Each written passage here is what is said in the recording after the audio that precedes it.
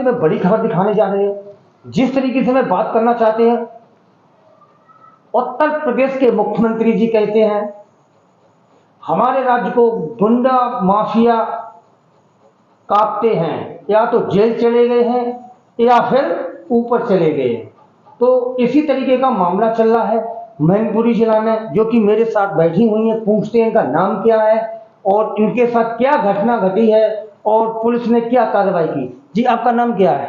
मेरा नाम ममता राजपूत है और मैं कांग्रेस पार्टी की 2022 की क्या कहते हैं ये विधानसभा इलेक्शन भी लड़ी हूँ भोगांव विधानसभा से। कांग्रेस पार्टी से? कांग्रेस पार्टी से। जी जी। इस समय कांग्रेस पार्टी में किस पद पर है? मैं महिला प्रदेश अध्यक्ष हूँ कांग्रेस पार्टी की। कांग्रेस पार्टी से? जी। तो क्या हुआ आपके साथ, पूरा मामला बताएं, क्या हुआ आपके साथ?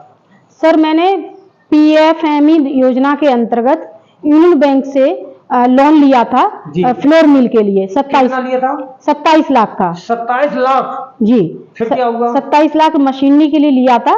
तो जो फर्म है आगरा रोहता में है, क्या कहते हैं ये है माँ एंटरप्राइज नगला मकरौल ग्वालियर रोड, जिसके मालिक है सुरेंद्र तोमर जी। सर, इनके बैंक द्वारा RTGS किया गया और 5 महीने हो चुके हैं और इन्होंने मेरी न तो कोई मशीनरी लगाई है और न मुझे क्या कहते हैं बैंक को पैसा वापस किया है।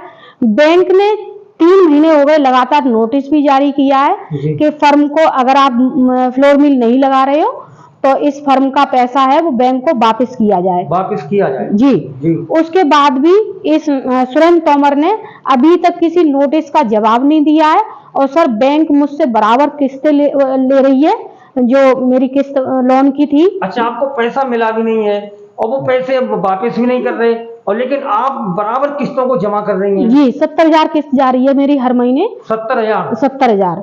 और उसके बाद भी सर वहाँ पे बैंक मैनेजर मैं भी पर्सनल गई हूँ और सर उसने गुंडे पाल रखे हैं जिसने मेरे साथ पर्सनल उससे मिले आप? जी, मिलने कम से कम 20 बार जा चुकी हूँ सर, और मैं लगातार संपर्क कर रही हूँ लेकिन वो न तो फोन उठाता है। और सर मैंने विभिन्न कार्रवाइयां भी की थी जिसमें मैंने ये मुख्यमंत्री पोर्टल पे भी डाला था। जी, मुख्यमंत्री पोर्टल पर शिकायत की थी? जी, शिकायत की थी और उसमें भी सर कुछ नहीं कार्रवाई की गई उसके ऊपर। और उसके बाद मैंने हमने ये मुख्यमंत्री पोर्टल के बाद मुख्यमंत्री पोर्टल पर आपने डाला था, लेकिन उसके बाद में लोगों ने कोई कार्रवाई की यानी निस्तारण के लिए क्या कहा? सर कोई कार्रवाई नहीं की और उस पर लिख दिया गया कि निस्तारण कर दिया गया है। निस्तारण कर दिया गया? जी। क्या वो आपकी सहमति से निस्तारण हुआ या कि अपने आप? नहीं, मुझे पता भी नहीं चला सर। मैंने उस पर जब पोर्टल पर चेक किया तो मैंने उनको फोन भी किया। मैंने कहा सर मेरी कोई समस्या हल नहीं हुई है, उसके बाद भी आपने निस्तारण दिखा दिया है। जी।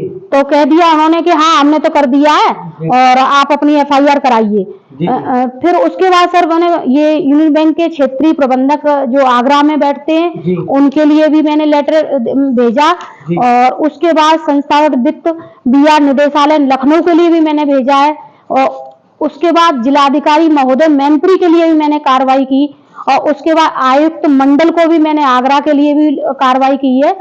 और सर इतनी कार्रवाई करने के बाद भी मैं 10 दिन हो गए 3 तारीख से लगातार कोतवाली में संपर्क कर रही हूँ। तो कोतवाली में पहुंचे आप? तो कोतवाली में पहुंचने के बाद वहाँ के थाना इंचार्ज ने आपको क्या कहा? सर वो रोज यही कहते रहते हैं 2 दिन का मैडम टाइम दीजिए, 2 दिन बाद FIR कराते हैं। फिर कहते हैं अरे मैडम 2 दिन और दीजिए, 2 दिन के बाद FIR कराते हैं।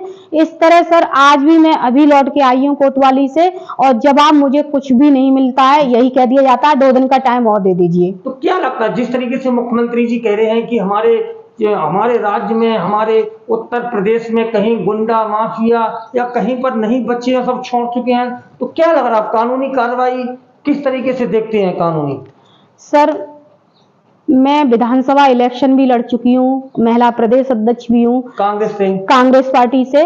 उसके बाद सर आप खुद सोचिए कि मैं हर स्तर पे हर प्रयास कर रही हूँ। 4 महीने हो गए हैं मुझे भागते हुए। ये सब सर किताबी बातें हैं कि ये कार्रवाई हो रही है, वो कार्रवाई है, पुलिस बहुत एक्टिव है। सर कहीं कोई पुलिस मदद नहीं करती है, कोई अधिकारी सुनने को तैयार नहीं है। सर आम महिला होती तो वो क्या करती जब मैं इस स्तर पे आके निराश हो चुकी हूँ। जिस तरीके से कांग्रेस पार्टी में प्रदेश का भी पद आप संभाले हुए हैं, जब आपकी ही नहीं सुनी जा रही है तो कहना क्या कि मतलब आम पब्लिक की क्या सुनते होंगे? सर कहीं कोई सुनवाई नहीं होती है, किसी भी स्तर पे किसी भी अधिकारी के पास चले जाइए, एप्लीकेशन पे एप्लीकेशन में दे रही हूँ और उसके बाद भी इस समस्या का समाधान कुछ नहीं किया जा रहा है। उल्टा मुझे ही अधिकारी डांट देते हैं कि अरे मैडम केवल आपका ही काम रह गया है क्या हमें कार्रवाई करने के लिए। और सर जिसने मेरे साथ 420 की है उसके पास कोई भी कार्रवाई आज तक किसी ने नहीं की है। अगर इस तरीके की आपकी कार्रवाई नहीं होती है, नहीं कर पा रहे हैं, तो क्या क्या काम अगला कदम होगा आपका? सर अगला कदम तो सिर्फ आत्महत्या के अलावा कुछ नहीं दिखाई दे रहा है, क्योंकि 27 लाख का जो किस्त है वो मुझसे वसूली जा रही है और उस व्यक्ति पर 1% भी किसी ने कार्रवाई आज तक नहीं की है। 27 लाख रुपए का मामला है जी 27 लाख का फोर्जरी करी जा रही है। अगर वही बात करना चाहते हैं, जिस तरीके से इंडिया गठबंधन चल रहा है, तो वहां पर अपने कांग्रेस कुछ अधिकारी उच्च नेताओं पर या समाजवादी के उच्च नेताओं पर आपने इस बात को रखी कि मैं इस पद पर हूं, मेरे साथ ये इस तरीके का व्यवहार हो रहा है? सर किसी को भी कुछ भी कह दो सब यही कह देते हैं कि ठीक है मैडम कार्रवाई करती रहिए। सर लखनऊ भी आप कार्रवाई करोगे ना तो जो एप्लीकेशन है वो क्या कहते हैं जिले में ही आएगी, जिले में जिलाधिकारी के पास पहुंचेगी, जिलाधिकारी किसी संबंधित विभाग को फॉरवर्ड कर देंगे, संबंधित विभाग दूसरे को फॉरवर्ड कर देगा। सर एप्लीकेशन सिर्फ फॉरवर्ड होती आई है और होती रहेंगी, यहाँ कोई समाधान नहीं निकाला जा रहा है। समाधान नहीं निकाला जा रहा जी इस तरीके से देख सकते हैं मामला 27 लाख रुपए का है, किस तरीके से इनके पैसे को ले लिया गया है। और कांग्रेस पार्टी में प्रदेश लेवल पर पद है, भोगांव विधानसभा से चुनाव भी लड़ी हुई है, बड़ा प्रश्न लगा रही हैं यहाँ के अधिकारियों पर कि कोई कार्रवाई नहीं कर रहे हैं। भागते भागते बता रहे 3-4 महीना हो गए हैं, अभी तक कोई कार्रवाई नहीं हुई है। अगर इस तरीके का मामला अगर मुझे न्याय नहीं मिला तो मैं एक मजबूत कदम उठाने जा रही हूँ। एसीपी इंडिया चैनल से ध्रुव सिंह यार।